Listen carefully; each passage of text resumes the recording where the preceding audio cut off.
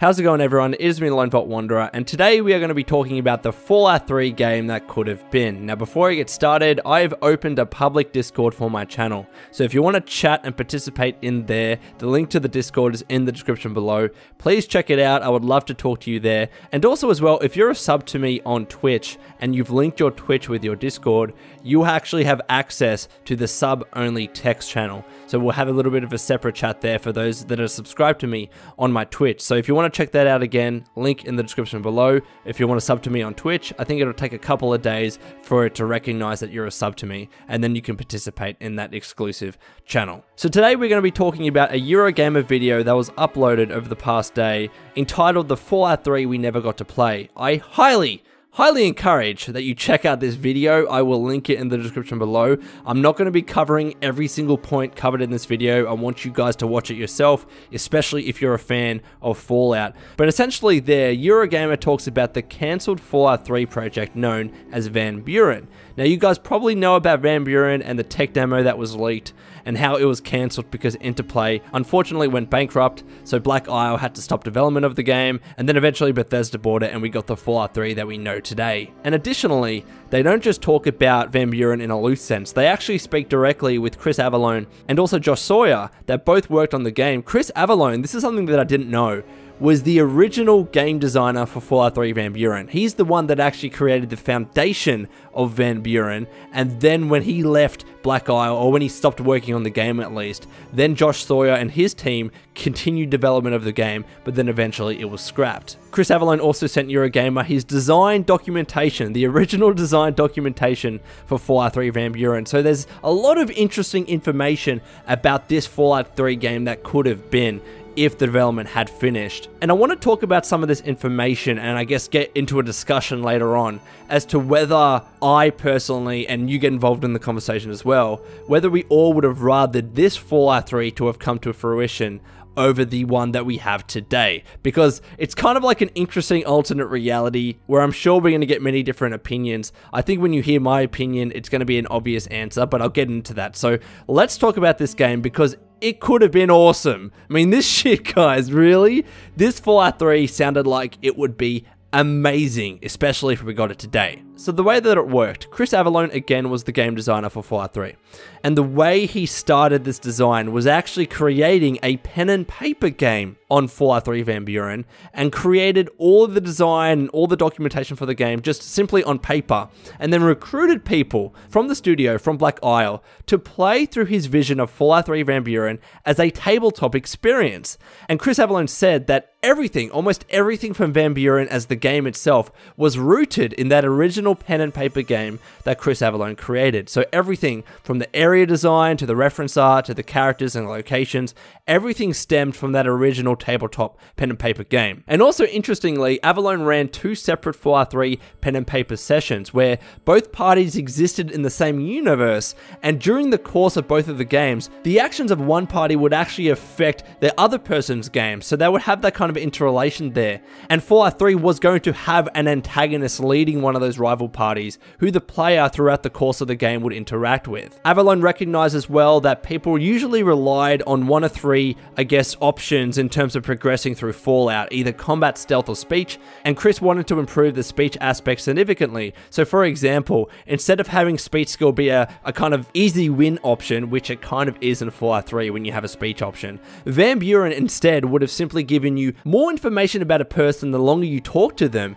and then you could use the choice dialogue options to manipulate that person. So for example, let's say you talk to an enemy and throughout the course of that conversation you realize that if that enemy was provoked or if he became upset, that he would likely attack you. So with that information, you can actually intentionally guide that NPC to the result of him attacking you using your speech skill.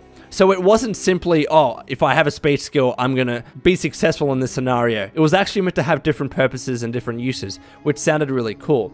Talking about the story itself, Avellone wanted to explore the story of where a scientist with access to experience and knowledge that predated the nuclear war was able to thrive in the wasteland. He designed quest signs and locations for this, including the Boulder Science Dome, which sounds a lot like a certain Fallout New Vegas DLC. But anyways, and this science dome had a research facility that was home to several scientists that were put into stasis before the bombs dropped. And then the very first scientist who awoke, Presper, would be the main antagonist for Fallout 3 and the leader of the party that I mentioned before. And Presper would actually monitor your player's actions throughout the game and decide whether or not to cleanse the entire world of human life before waking up the other scientists that were in stasis.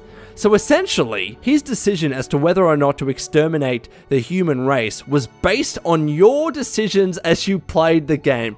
How fucked up is that? It's kind of some Prey vibes that I'm getting here, the Prey from this year, which Chris Avellone was involved in. But isn't that awesome? And I assume as well that you wouldn't have known that this guy's final decision as to whether or not to cleanse human life was based on him monitoring you and all of the decisions that you made in the game. I mean, that's deep, man. That's some deep shit that if you got to the end of the game and you decided to be an evil person, then maybe he would have destroyed the earth. That's crazy to me. I love that idea. And the person that you played as was a prisoner in the American Southwest, and during character creation, you could decide, 1, whether or not your character was actually rightly convicted, or 2, if he was actually a criminal, or if she was actually a criminal, you could decide the crime that your character committed. So whether you were a cheater or a cannibal or something like that, and that would directly affect your character's stats. Also, and here's the key, you could choose your race. You could play as a human or a ghoul or a super mutant, which is something that Fallout fans have wanted for so long, and I hope we get it in the next Fallout game. I really do. That would be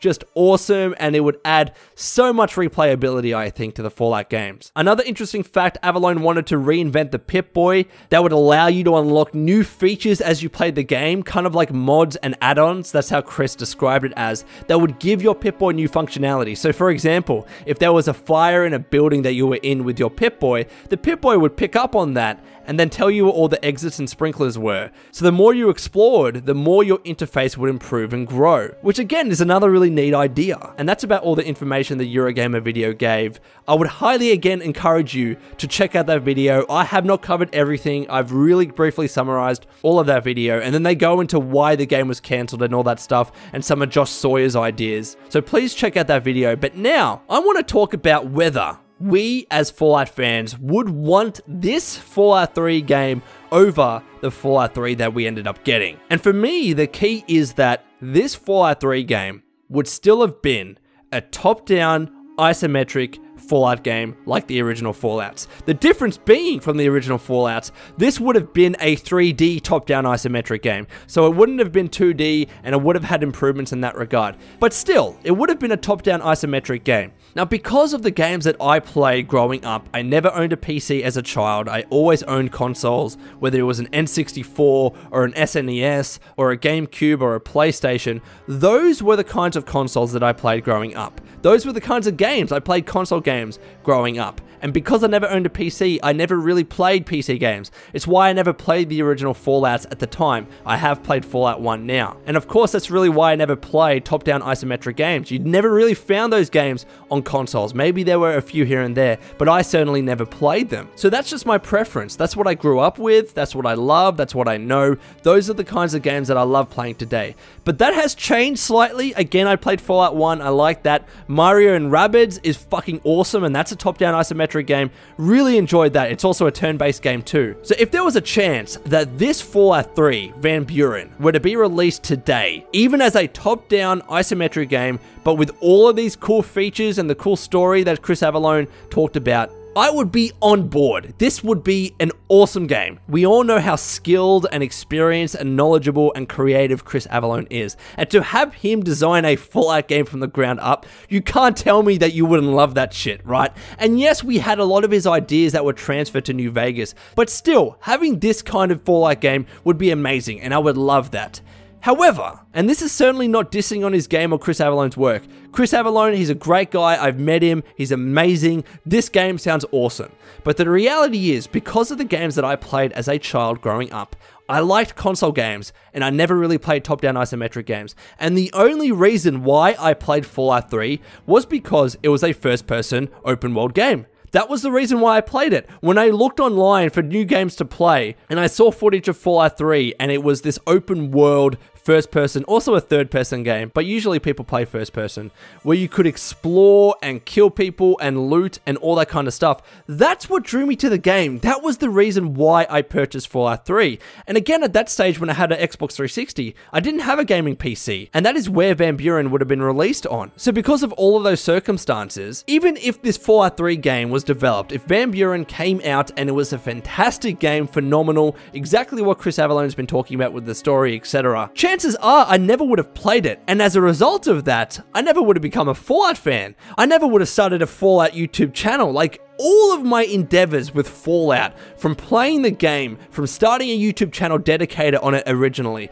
from streaming it a ton on my Twitch channel, all of that stemmed from me buying, playing, and absolutely loving Fallout 3.